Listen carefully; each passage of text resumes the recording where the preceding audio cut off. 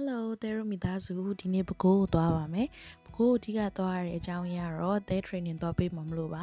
ကလေးတွေကလည်းခီးမသွားရကြပြီဆိုတော့ပကိုးကိုခီးတိုလေးလိုက်ပြီးတော့ထွက်လာခဲ့တာပါပကိုးရောက်ချင်းဘဲဆိုင်ကောင်းလဲလဲမသိရနဲ့ကြေးအိုးဝင်စားခဲ့ကြတယ်ပြီးတော့ဟိုတယ်လေးဝင်လို့မရသေးတော့ကံမောစာတာဒီနန်းတော့ကလေးတွေကိုလိုက်ပြရတယ်ပေါ့နော်ဒီ palace ကြီးထဲမှာအရင်တော့ဘရင်နောင်လို့ခေါ်တဲ့ king ကနေခဲ့တာလို့သူတို့ရှင်းပြပြီးဘလို့မှနားမလဲတဲ့တကားလာမှာတော့မထူပါဘူးဆိုပြီးဟိုတယ်ပဲပြန်ခဲ့ပါတယ်ဟိုတယ်ရောက်တော့အခန်းလေးကိုသွားပြီး room check လုပ်တယ်ကလေးနဲ့မလို့ bedroom နှစ်ခုပါတဲ့အခန်းကိုယူခဲ့တယ်ဒီဒီရောရောက်တာနဲ့ဆော့ရဲစားရဲပြီးတော့ blessing ကရေကူးမယ်ဆိုပြီးတော့တဲတို့ရေသွားကူးကြပါတယ်ရေကူးရမယ်ဆိုကလေးနဲ့ဆော့ရေလဲတက်ကြတာရေကူးပြီးညနေပိုင်းလေးအနားယူပြရတယ်ညအိပ်ပါတော့မယ်ကလေးအိပ်တော့မှကိုယ်လည်းရုပ်ရှင်ကြီးမှုတ်စားပြီးတော့မှညအိပ်ကြ